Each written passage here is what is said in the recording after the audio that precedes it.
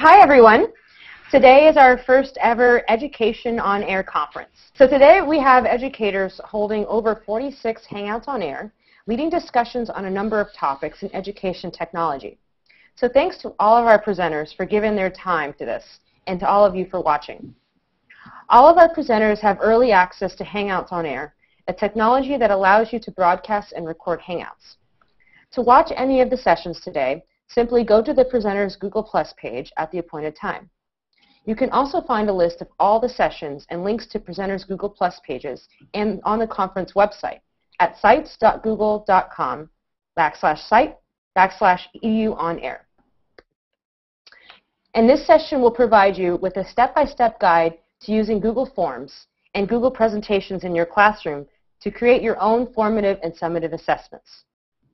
You'll be seeing demos of how this has worked in existing classrooms, and presenters will share their best practices and experiences using this free and amazing technology.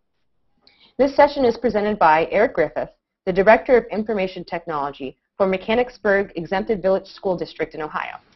Eric is a Google certified teacher and has been an educational technology professional for the last 10 years. He is married to his wonderful wife, Erin, and has 2 fantastic children and 1 stinky old dog. So with that, I'll hand it over to you, Eric. Yes, thank you, Jordan. First, I'm a little creeped out that my dog was stinky, but that's okay. Yeah, again, my name's Eric Griffith. I'm the Director of IT for Mechanicsburg Exempted Village School District. I've been with the district for the past 2 years. Prior to that, I worked at Vandalia Butler City Schools, which is a much larger school district in Vandalia, Ohio. The enrollment there was probably about 3,400 students. Here in Mechanicsburg, it's about 850. So it's a lot smaller district, so with older, junkier technology. So I had some mountains to overcome with technology. So one of the things I got to do was figure out how to use that to assess students through summative and formative assessments. And Google Forms and Google Presentations and Google Sites helped me out a lot. So I thought, hey, I'd share this information with you guys. So the first thing I'd like to do is maybe go around the Hangout here and do an introduction and see if we can get match some names to faces and see who's hanging out with us today. So if anybody wants to chime in, feel free to. Have to unmute your mic, remember. I'm Luciano. I'm from Troy City Schools, as you can tell from up here and right here. That's located north of Dayton in Ohio. I teach 7th grade science and am a technology enthusiast, working on actually my technology endorsement through Wright State University. Great. Thanks, Andy. Next. I'm Becca Verna. I'm an instructional designer at ASU Online, and I mainly consult with our faculty who have taught class face-to-face in a traditional classroom setting or in a blended model, and we really promote the use of Google Apps for their online classes, and we also have a university-wide Google Apps account. So we use it in classrooms, and also we use it in our department, the designers do, as productivity tools. Great, thanks. Anybody else?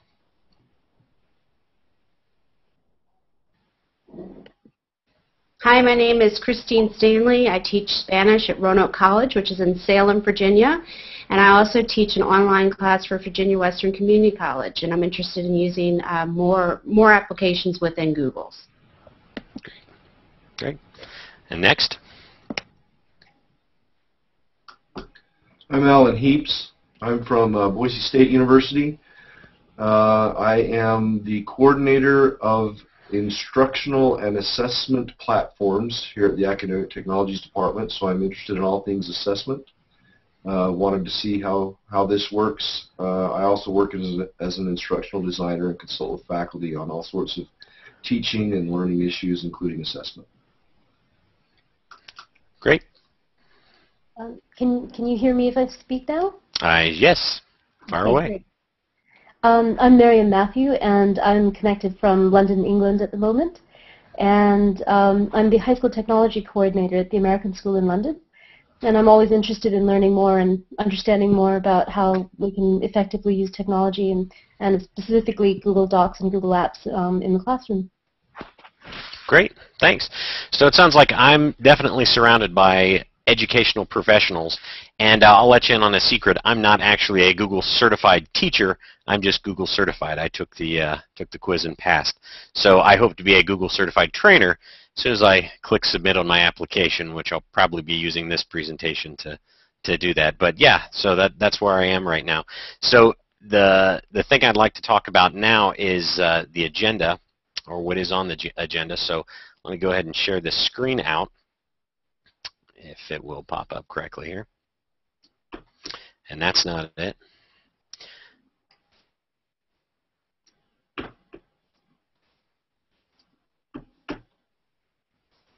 Okay, so what I'd like to do, we've already done introductions, is maybe define formative assessment and give some examples, define summative assessment, give some examples, and then I'd like to show you how I've used Google Forms, Google Presentations, and Google Sites to do an assessment demo.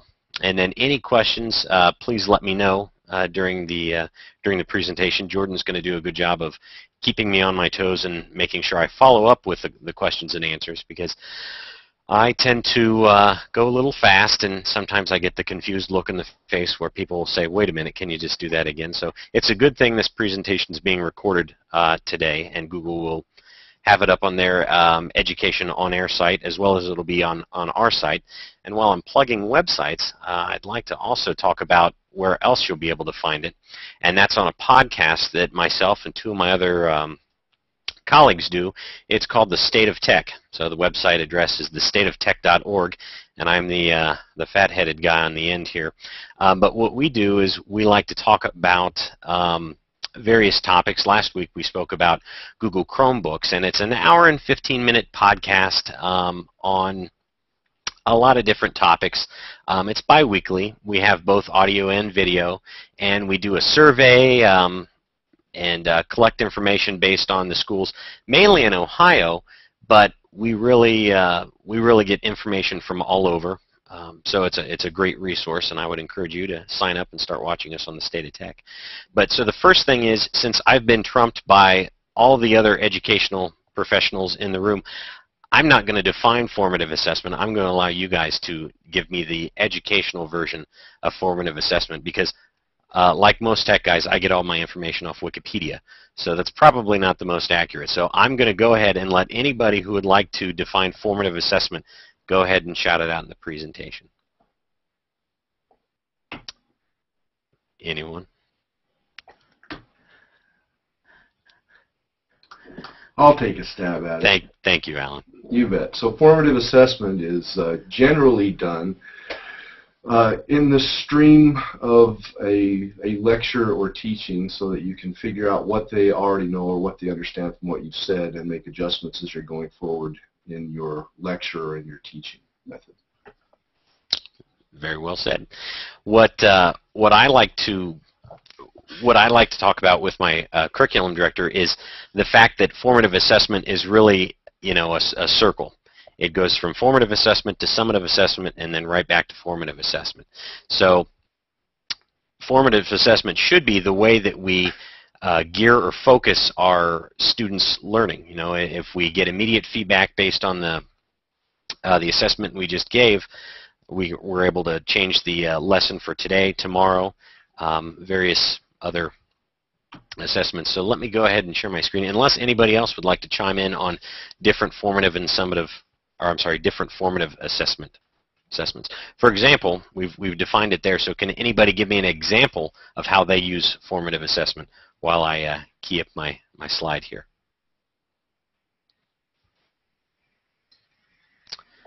Nobody uses formative assessment. Got it. Sure.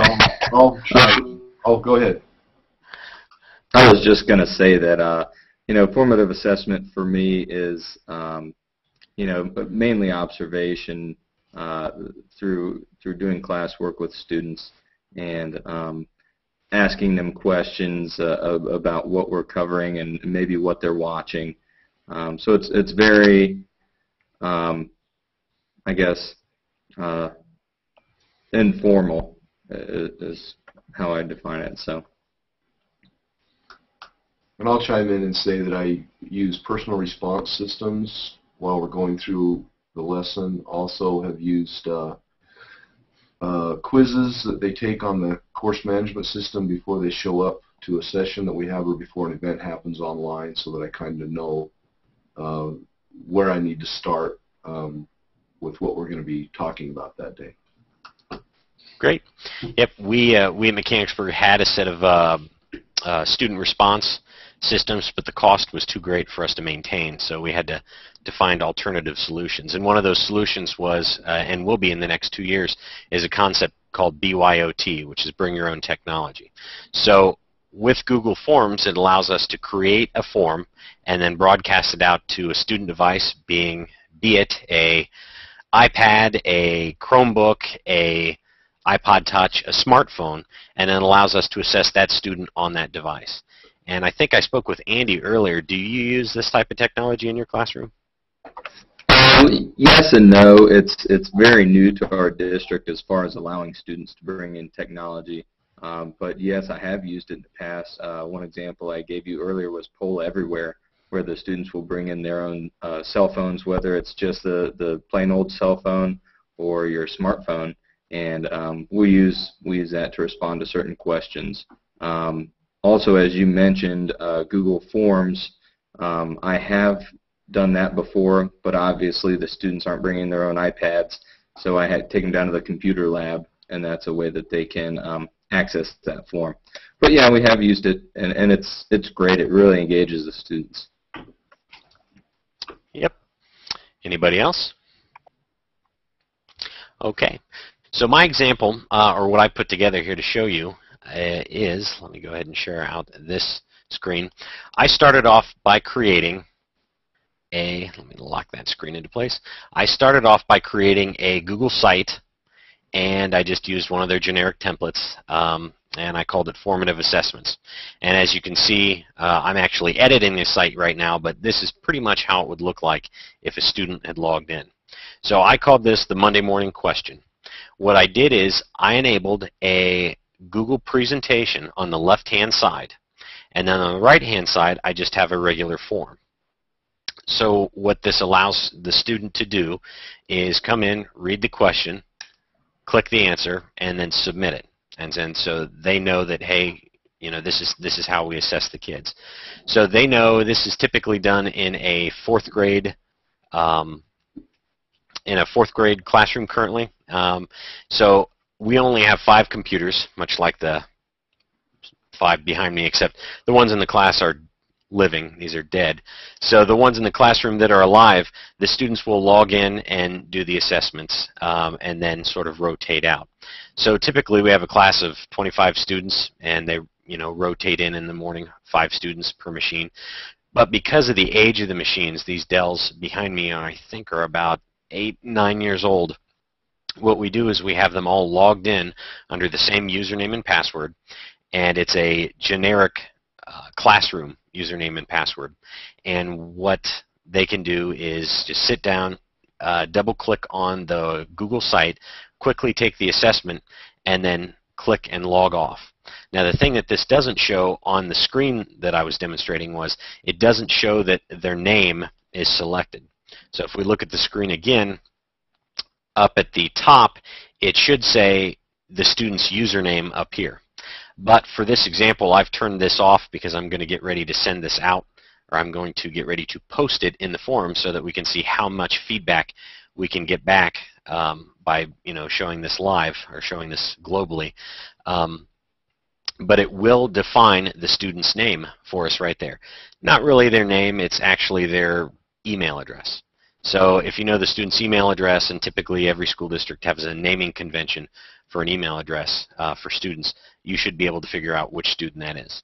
Does anybody here currently have Google Apps in their school district that that students use and log in with? Alan? Okay. Okay. So 3, okay. And how do you guys name your student accounts? Is it first name, last name, at whatever your school's name is? Typically, yes? Okay.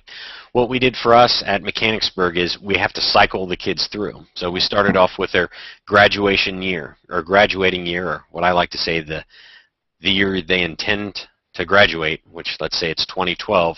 Their first name would be 12, and then last name, and then their first initial. And then that's their email address. So it's pretty easy for the teacher to determine, oh, that's this student.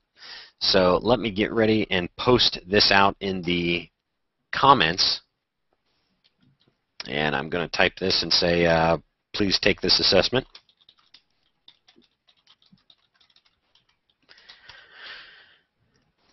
And I've posted that in the comments, and hopefully all of that information is public. Otherwise, I will we'll quickly find out. For those in the Hangout now, I put that in the chat window over on the left-hand side. So if you guys want to click on that, we can see that as well. And what I'm going to do is bring up the results screen, and this is going to allow us to see the results in real time. So how many of you were able to take the assessment? Did I open it correctly?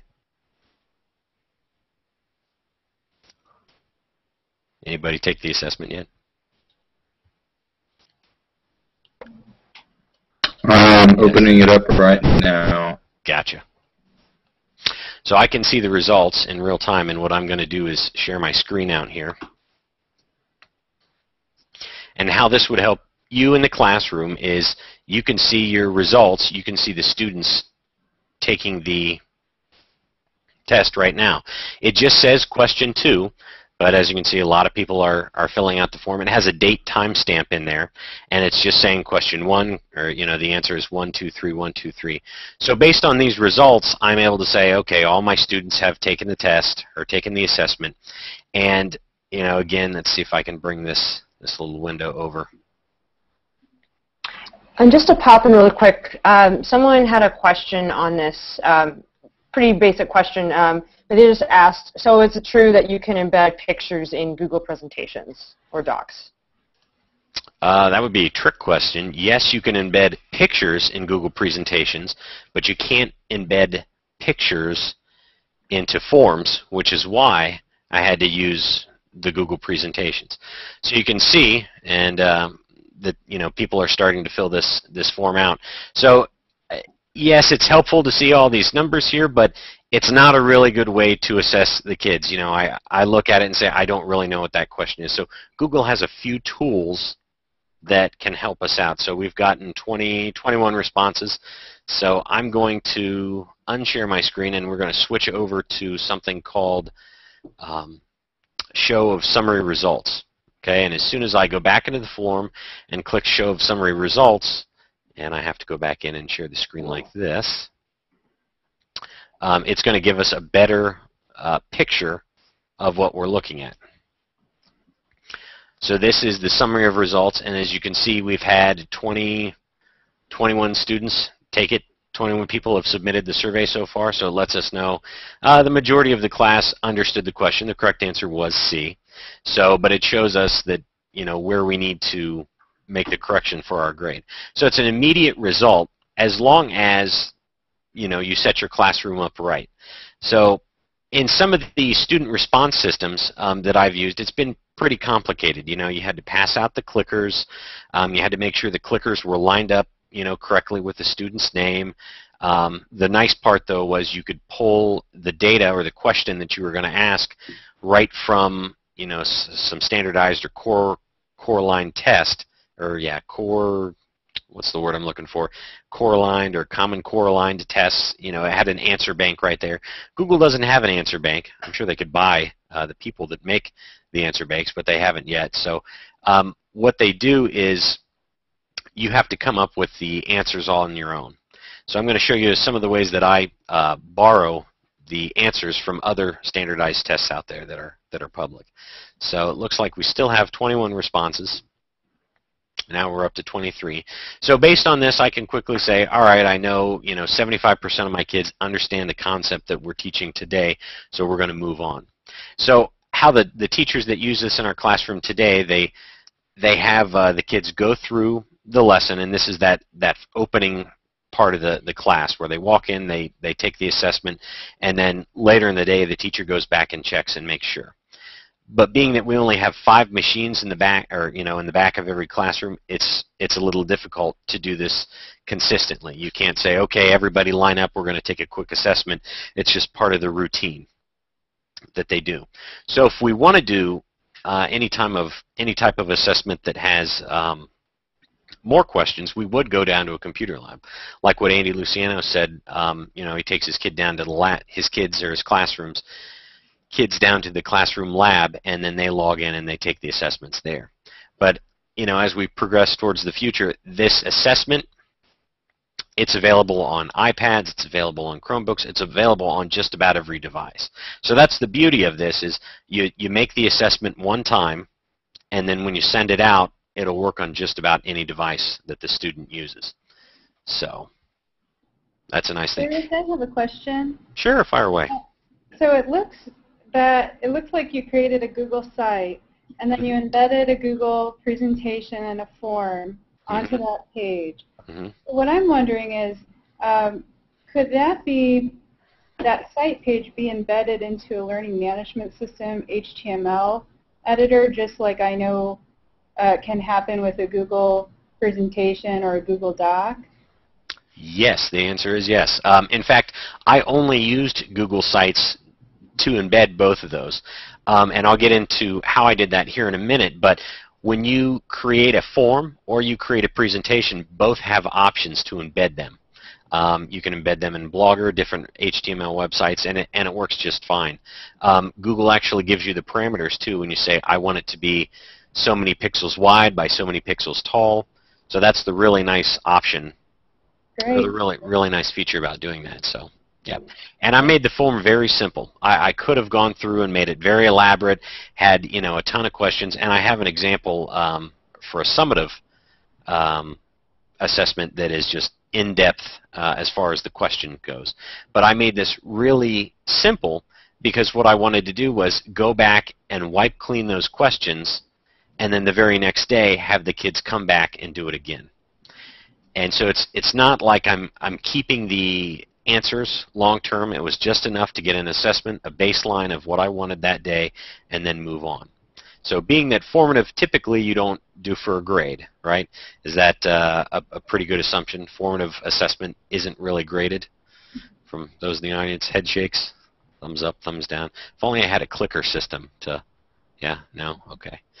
So one of the other ones that I did, and I'll show this off here, was, let's see if I can hit refresh.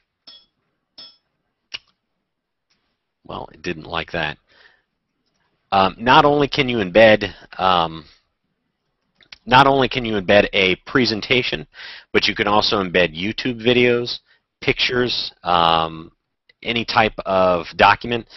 Mine's not sharing out right now, but on the site I actually have a speech given by the president, and it's in a Google document. So on the left-hand side of the screen is a scrollable Google document. On the right-hand side is a quick assessment that's five questions long, and the object is for the student to read the speech and then answer the 5 questions on the side and then hit submit. So it's kind of like I built my own little learning management system out of this Google site. So it's a pretty neat way to use it. And unfortunately, it looks like I won't be able to do it now, but after this, I'm going to post all this to my Google EduOnAir Hangout webpage that they've given me access to show all the examples that I've used in classrooms. I had to make copies of the examples and then wipe clean the student data. So they're not exactly templates for you to use, but you could look at it and get a good idea. So, is there any questions on the format or on the assessments before I move on to the how I did it? Okay, clickers. We need Google clickers, Jordan. If you could contact somebody at Google and say Google clickers, that'd be. I'll look into it. Thank you. Okay, so how I did this, and Becca was exactly right. I created a Google site and embedded it in there. So I'm going to go ahead and share my screen and show you that Google site and show you just how I did that. So let's see if I can find which Google site. By the way, if you have like 15 monitors or 15 windows open and you try and share something in Google Sites, it's always just a tad confusing to find exactly what you need. So I need to work on monitor management, or yeah, I probably need to work on monitor management. That's probably what I need to do. Okay, so I'm sharing this now, and this was one of the questions that I did. This was the actually, I'll jump back into this one, formative assessments. I click on this, and when I look at it, it looks like this. It says, you know, Monday morning question, and I moved my navigation browser or navigation links to the top instead of the side. And that's something that when you're thinking about, you know, creating a site, you have to think about what device are you going to use. And most of our devices in the school are computers, so we have the resolution is only 1024 by 768 on a tiny 14 or 15-inch monitor. So this assessment is designed to maximize the width of the presentation and the question on each side. So that's one thing to think about, is your end device. If it's an iPad, if it's an iPod Touch, make sure it works there. So I'm going to go into Edit this page, and click on Edit. And when it comes up, it looks nice and ugly. So right now it says Google Presentation and Spreadsheet Form. So you can't really tell what you're looking at, but as soon as you click on it, it has these options down here at the bottom. So I'm going to click on the properties, and this lets me know that this is the test presentation. And so that was the Google presentation that I created that day. I can include a border around it. I can make it start a slideshow automatically. I can make it larger or smaller. So it gives you a few options, but the goal of this is to create your site one time, and then just to change your presentations out, your presentation and your format every day, so that your students are going to the same link every day. And what we do is we put that link on the desktop of all the students' computers, so that they know when they sit down in that classroom, they double click on that link, this is what pops up, and it's their Monday morning question. So I'm going to go ahead and just delete these out just to show you how I did it. So I click on it and click delete. So when I first created my Google site, I chose the layout option up here, and it gives you a couple of different layouts. It says 1 column, 2 column, 3 column, all these options. I chose 2 because that splits the screen in half. And you can choose the left side for a form or the right side. I chose the left side for the form and the right side for the presentation. So I'm going to go up to Insert. And just like Becca said, you know, I inserted the presentation there. Automatically, presentations and forms are embeddable, so you can embed them anywhere.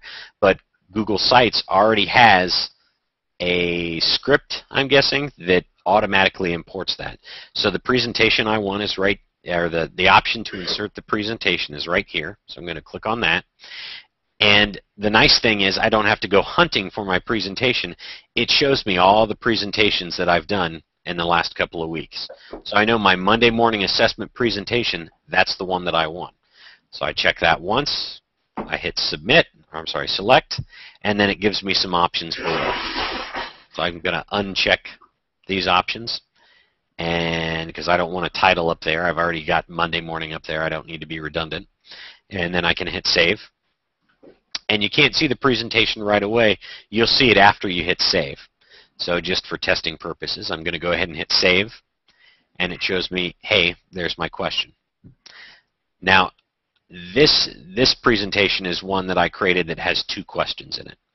Okay, so you could create some questions that have graphs and pictures in them, and that's the way I'm getting around not doing it all in Google Forms. The limitation with Google Forms right now is that you can't insert pictures in there.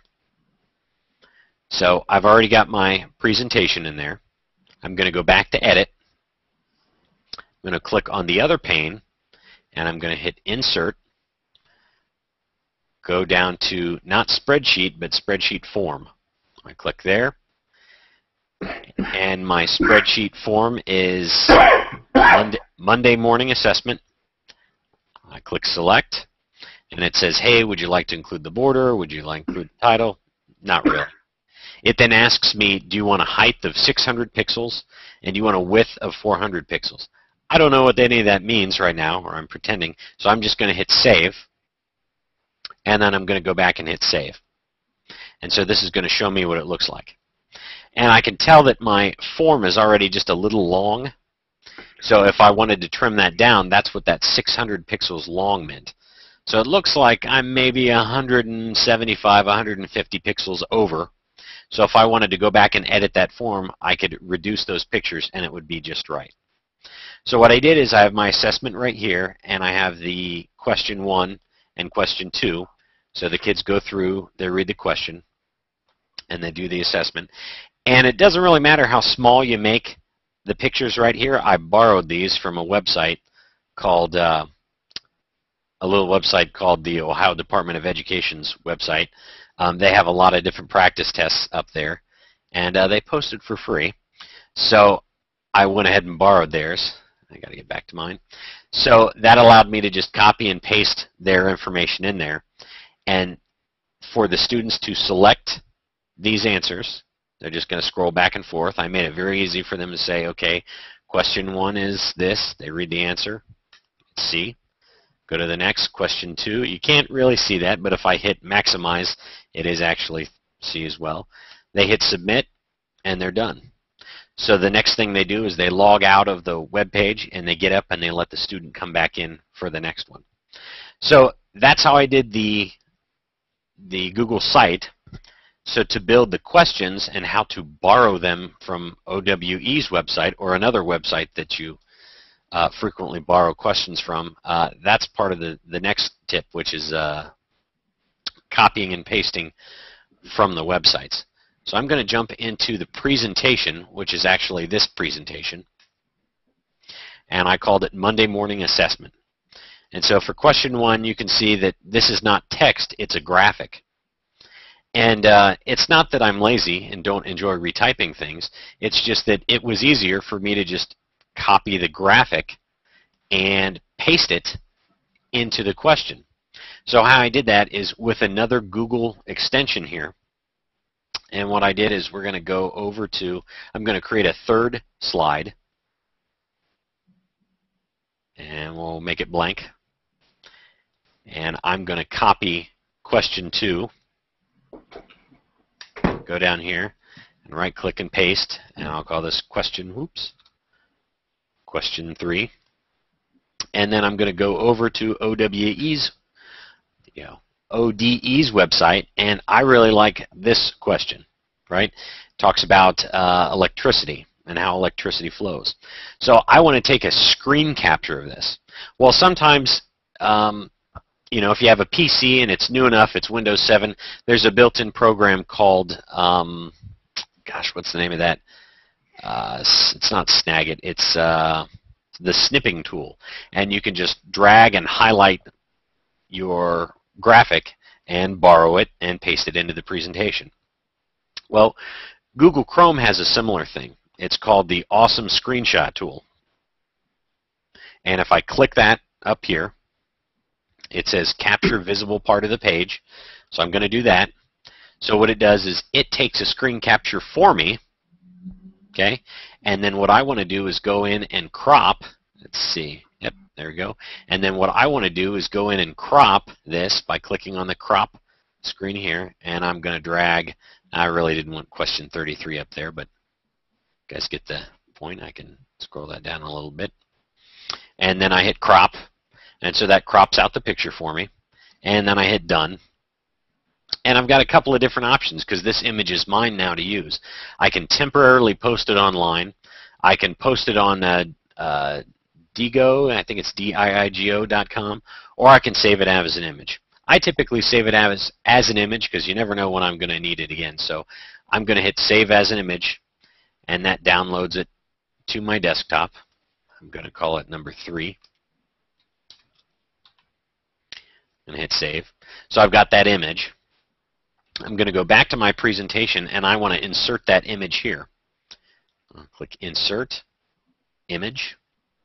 And Google wants me to do a couple of different things. I could take a snapshot of me, or I could insert it by URL, or I could drag and drop, or I can just click Choose an Image to upload on my messy desktop and choose number 3. And so there's my image. I can then manipulate it, move it around. But if you notice, I lost my question number 3 in the background there. I can right-click on it and say Order and Send Backward.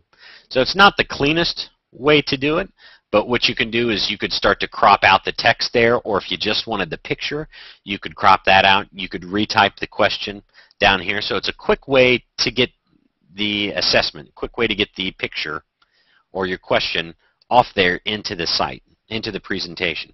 So the nice thing is everything that you do in presentation, you don't have to keep going up like a PowerPoint and hitting save every time. It's live. The second you're done, it's live. So if I go back to my assessments question, and that's one of these up here, and I'm just going to refresh this page, go down to Monday morning assessments, 1, 2, 3. I have that right there. So I didn't need to go back into my Google site each time and upload and change and do all that. I just changed one PowerPoint, or I'm sorry, one Google presentation, and it allowed me to quickly change my question. If I wanted to add questions to here, I'd do the same thing with the Google form. I'd go back into and add the Google form. So that's what I'm going to do now. But so far, is there any questions on my, I know it's complicated and I move too fast, but that's why it's recorded for everybody else to view. So do we have any questions? Not really a question, but we do actually use that site often, and one of our teachers, she tries to get a lot of those questions into a Moodle assessment as for practice for the OAA testing, the statewide testing for 8th grade science tests. So that's really a neat feature with Google Docs and Google Sites that I can share with my other teachers. It seems really simple, and to keep those around instead of on Moodle, it's a lot nicer as well. Yep, and it's nice because, you know, once they're images, they're presentations, you can use them every year. The nice thing about the ODE website is it goes all the way back to, I think, like 2006, where they have sample test sites, and then they also break it down into science and math, 5th grade versus 8th grade. So it's a great source of the questions. So, but, you know, everybody might have their own great site for questions, and you can surely make up your own question. You can always grab a picture off of another website and post it into Google Presentations. But to change your presentation every day, that's not really a lot to ask. And I know that, you know, some of our staff members say, oh, it's a lot of work to get this presentation up and running and working, but if you're in a routine, you get your presentation done.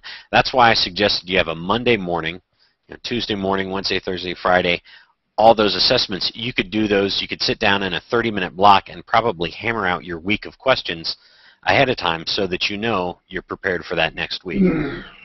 So the nice thing is it doesn't always have to be a presentation. If you don't want it to be a picture or a question, it could be a YouTube video. It could be you know, a CASA streaming video. And so one of the things that I'm going to start doing with my staff over the summer is professional development. I'll embed Google training videos that I do like this, so my staff will have to listen to my monotone, boring voice, and then take an assessment on the left or right-hand side of the screen. So this is how I plan to teach, you know, how to use our Google Chromebooks, how to use, you know, iPads, different things like that. So once this becomes easy enough for everybody to use, I wouldn't mind buying, personally, since I'm the IT director, well, not personally, but with my budget, buying document cameras or webcams for staff members if they're going to start recording this content and start to post it to either a learning management system or Google Sites. So part of the future of education or making your school great is your content. If your staff and your teachers, you know that they're, you know, exceptional folks, but they just need to be recorded so that they could post and start to build up a library of knowledge, I'd go ahead and do it. The tools are free right now. The equipment's not. And Jordan's not going to buy me anything for free from Google because I've asked. So I mean that's one of my tips there is to start building that now. Go ahead, Jordan. I just saw another question come in kind of similar to that. Gary Ritter asked, if you do change the question on the slide fairly often, how can you know what question the student answered later? Or do they simply correlate to each slide in the presentation? Well, that's a great question. Since it's formative, I just keep it A through, A, B, C, D, the same. And I know based on that assessment that day, okay, we're having problems with planetary, orbits or something like that. That was the question that I need to go back over, for the states. If I wanted to take that data and copy it off, here's my trick on that. So, nice segue. What did you say the person's name was that? Gary Ritter. Thank you, Gary. So that's a very nice segue into my next topic. So, I'm going to share my screen here again. Do it. Yep. And so I have all my answers, and it just says formative. The name of the form that I used in this example was, or the one that I broadcast out to everybody was sample to formative question 2. Well, if I wanted to name this form, because I know that geez, not a lot of folks did great on this, I can actually save the data off. So how I would do this is I would hit File and Make a Copy. So when I hit Make a Copy, I can say, whatever the question would be, like planet,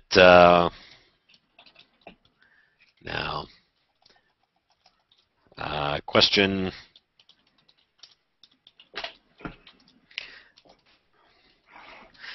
everyone got wrong that one day. So whatever you wanted to name it, you could hit OK. And now, if we go back into, now this is saved off as data that we can use later. I can go back into my back into my Google Drive, the new and improved Google Drive, and I have a copy of that right now. So I know that that's a copy from my form, so I can actually retain that data. So as long as you know that you're assessing the students that day on and what the question was, you should be able to copy off the data. The whole concept of just putting the data there, so if we go into the forms section and we edit the form, is this going to show me? No, it's not going to allow me to edit the form. I have to switch screens. In order to edit the form, which is the next thing I was going to do here, let's see. Not going to share the forms. There we go, which is editing the forms. I just had the one question there, so it says question 2 and 1, 2, 3, 4. I could have been descriptive, and I could have said, what is the alignment to the Earth in this section? Section A, Section B, Section C, Section D. I could have gone ahead and typed that question out. I typically do that with summative assessment because I then know, hey, what is the answer, because there's a lot more questions, and I'm most likely going to use it for a grade. But since we're on this right now, I'm going to jump back and go to how to actually make the form. Of the folks in our Hangout now, how many of you guys have actually made forms just by show of hands? Google Forms. Well, Jordan, you don't count, but I appreciate your effort there. Yeah, so almost all of you have. So I'm going to go ahead and create a new form, and I think I'll have to do this twice because the Google form, when you create a new form, it typically pops out into a new screen. So I'm going to go back into my Google Drive. I'm going to hit Create, and you see Spreadsheet there. Now you see Form. I click Form. Nope, it didn't do it. It asked me a couple of different things, and starting at the top, it says allow users to edit responses, require Mechanicsburg School District to sign in, automatically collect responses. This, you won't see this option if you're using your personal stuff, your personal Gmail account, but you will use this if your district has moved to Google Apps. So this is a way for me to automatically track those students. And you can see, as soon as I click this, it says username at mcburg.org. So it's going to record my student's first name and last name. I'm sorry, it's going to record my student's username in the question automatically. From here, I can go through and type in a question, a little bit of help, and then it gives me some more options as far as creating a question with a drop-down menu, multiple choices, check boxes. You can do a survey or an essay as well. If you had students read a passage and then they had to summarize it on the left-hand side, the form could be on the left-hand side and it would be a paragraph of text. So if I hit done here, it's going to look like this, and the student just types in the response there, and it collects it within that form and allows you to read it. So it's kind of a nice all-in-one package here. I'm going to go back into edit and use multiple choice. And you can see I just made an option of A, and then B, C, and D. So I just chose those options to do that. But I could have typed out planet orbit A, planet orbit B, planet orbit C, or whatever the actual answer was. And as soon as I hit done, it saves those questions. But this form right here can be embedded in just about any web page.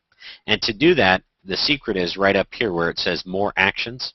If I click this menu up at the top, it says Embedded. If I go ahead and click the embedded link, it gives me the frame. So all I have to do is copy and paste this link, and then I can paste that in a blog, I can paste that in anywhere else. But the nice thing about using Google Sites is it's built right in there for you. They also have different themes and things that you can add, and you can get extremely complex on how you use these forms. The summative form, which I'm going to show here in a minute, and then I'm going to ask anybody to start asking questions here. The summative form that we did was probably 20 questions long, and it actually reminds me of one of those games that you used to play as a kid when you had based on the answer, it took you in a different area, so it was almost like a quest. So it's kind of neat. If I go back into edit, it says question type is multiple choice.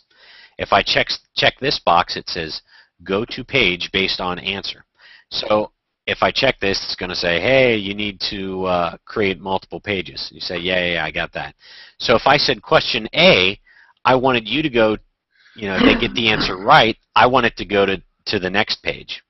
So what we did was, for the students in our formative assessment towards the end of the 9 weeks last week, we had them, if they got the first 2 questions right, the third one that they answered would bypass the next 5 questions, because the next 5 questions were just practice doing what the first 2 questions were doing. So if they got the first one and the second one right, it took them right on to the next one. So it's just a nice way to do that. And I have some links to how to do that that I'll post up on the website. As well, I'd like to plug the gentleman who's doing, I think he's doing a session the same time I am now, and Jordan, maybe you can help me out. He's the guy that did Flubaroo. He's a Googler. He's probably sitting right next to you if you just lean over and tap him. No? Okay. So, do you know his name? I'm sorry. I should know his name. I can't remember right now, but I could look it up. Gotcha. Sorry about that. Oh, no problem. I put you on the spot. So anyway, Flubaroo is a script that you add within Google that will actually grade all of your assignments for you. And it's really neat. It's like a wizard in PowerPoint where it says, okay, ask the, you submit one of the forms and you've got all your questions, and it says which one's correct. You can then assign point values to all of them, and then it'll actually email the students back their results. So from a summative standpoint, which I know we're running out of time, from a summative standpoint, that's great. It cuts grading in half if you just click OK and all your grades are graded. Your students get their feedback right away and say, hey, this is what you got to be on this. So from a grading standpoint for teachers, yeah, the 3 staff members that I have using this now, they say, wow, this is amazing technology. Why didn't you show us this earlier? And I blame the guy for Flubaroo for not flying out and showing me. So, but he's and in fact, I'm going to link to his presentation because he's the guy that invented the script, and he's going to do a much better job explaining it. In fact, on his site, he has a 3-minute video that walks you through how to do it. So it's kind of silly for me to reproduce that because he does a much better job than I would. And I believe he's presenting in an hour, actually, today during EduOnAir. So Gotcha. Or someone yes. from Fluber is, I know. Gotcha. Yeah, I didn't know if he was presenting the same time I was or if he was presenting later, but I would strongly encourage watching that one because he's put in a lot of time and effort into that script, and the fact that it grades him automatically is pretty impressive. So, is there any, and again, our links are going to be posted on the on-air site, but is there any questions either from the folks not participating or the folks in the Hangout that you have for me or Jordan? I did see one question about the screenshot tool you used earlier. Someone asked, what was the name of that tool again, and did you get it from the Chrome Web Store? I did, and it's called the Awesome Screenshot. Hold on, what is it called here? It's called the Awesome Screenshot Capture and Annotate is what it says, but if I go to the options of it, let's see, I won't share my screen out. So it's from the Chrome Web Store? Yes. Awesome Screenshot Capture and Annotate. So it's really neat. It allows you to take a, do a screenshot and draw right on it. As we get ready to launch a Chromebook project, which are Google's laptops or laptop-like books, it doesn't really have a screen capture tool built in. So this is a great resource that you can just install, and I can push out to all these Chromebooks. And if you don't use Chrome, I strongly encourage you to. It is the fastest web browser I have ever used. And plus it has all these fun little extensions that you can add on. And for example, this one, allows you to take a screen capture of what's on there. In the past, I've always had to use Jang or some other type of screen capture tool, but the fact that it's built right into the web browser, you can't beat that. So yeah, one of my favorite tools. Okay. Any other questions? Another question about docs and tests.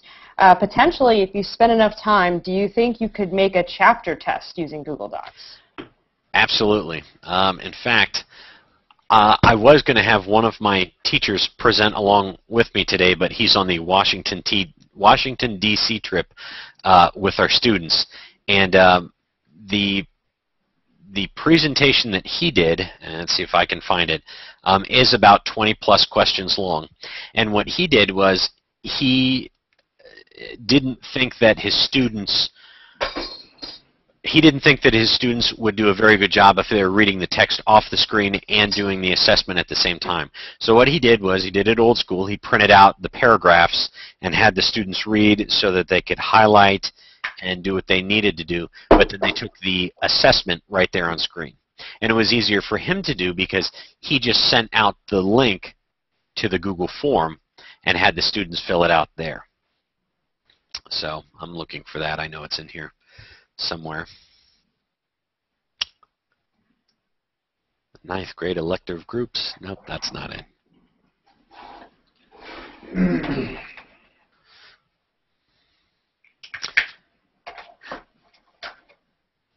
So yeah, but I do have some pretty complex forms.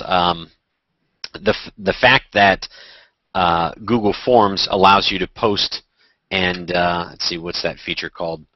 They allow you to publish something on the web, and I'll share my screen and show you that. This is one of the neatest features of the form that I think. If I wanted to take this data, and as I'm assessing it, as I'm making a graph or something like that, I can hit File and Publish on the web. And then what that does is it turns my spreadsheet into a web page. And then all I have to do is mail that link out. So one of the neatest examples I saw of this was a parent sign-up sheet. They were doing, parents were bringing in food and gifts and different things like this. And the teacher wanted to share it with the rest of the parents who didn't sign up so that they knew, hey, this is what they were bringing. So she just published the web page and sent the link out because, unfortunately, not everybody has Google, and has their own Google Docs account. So she was able to share it as a web page and still share that data out. So Eric, I did create a chapter test. Obviously, it was all multiple choice, so I could have Flubaroo grade everything. But it was nice, and once again, it was a different mode for the kids, so they really enjoyed taking a test online. It took a little bit of my time to do that, but that's because I typed every single question. If I were able to use sites and copy the question that I've already made, it would go so much faster and easier. But I'll tell you what, the grading aspect of it made it really easy to move on to the next subject without taking away time from me. So it is possible. It's just how much time and effort do you want to put into it. Yep, and I mean it's a different lifestyle for the students as well as the teacher. My wife is a school teacher, and she'll bring home a pile of papers, and I'm sure I'll miss the day when the the spines that you rip off of the sides of the papers. I'll miss the day when those aren't all over the kitchen table because as the students turned in their paper, they're everywhere.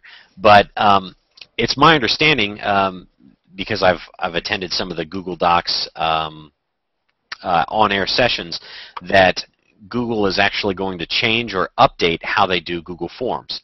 And it's my hope that they would include something like pictures.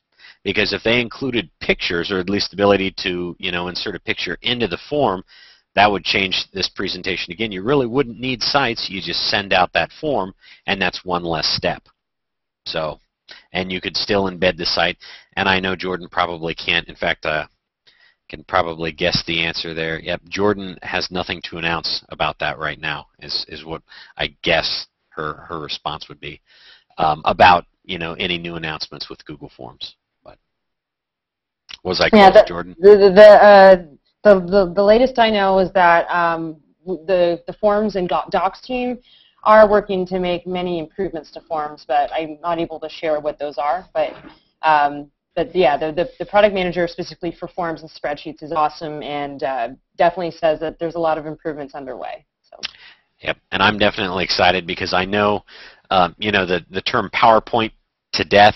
I've PowerPointed my staff members to death. I've started to Google Form them to death because I say, please please complete this survey, complete this end of year survey. Sign up for this, sign up for that. And if I could wow them with a brand new Google Form that, oh wow, there's dancing bears and pictures. Boom, that's what I need. Just the next best thing. That's what I'm looking for.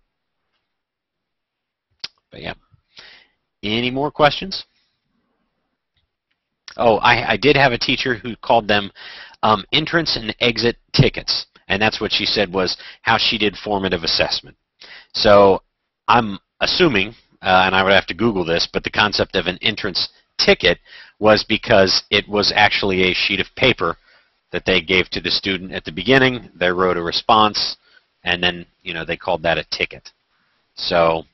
But I mean, back in the day when I went to school, they were called bell ringers, they were called journal entries, they were called quizzes. Different ways of doing formative and summative assessment.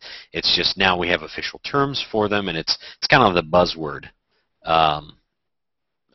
for assessment and teaching and learning. So.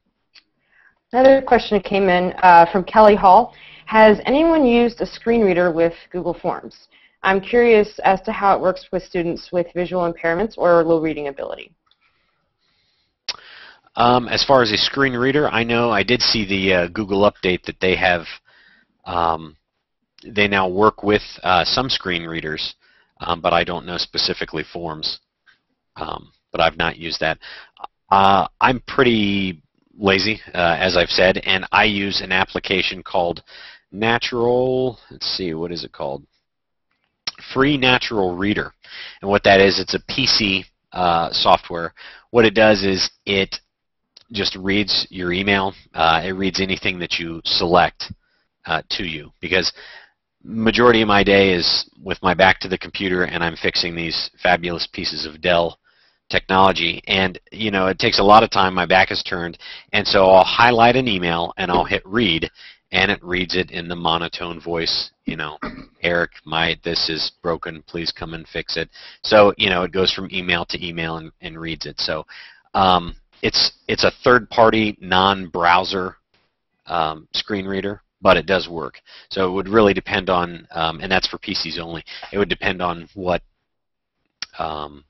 application you're trying to use. If you're trying to use an iPad or a Chromebook or something like that, you want to try and find the right one. But as far as I know, it's just text that can be read. So, okay. Cool.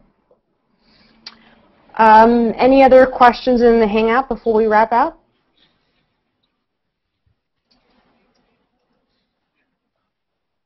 All right. Well, Eric, thank you so much for sharing all that information. That was really helpful, I think, for everyone. Thanks to all you in the Hangout for participating as well. And thanks to everyone watching on the live stream for our first EduOnAir conference. And we hope to have many more of these. Thanks again, everyone, and have a great day. Great. Thanks.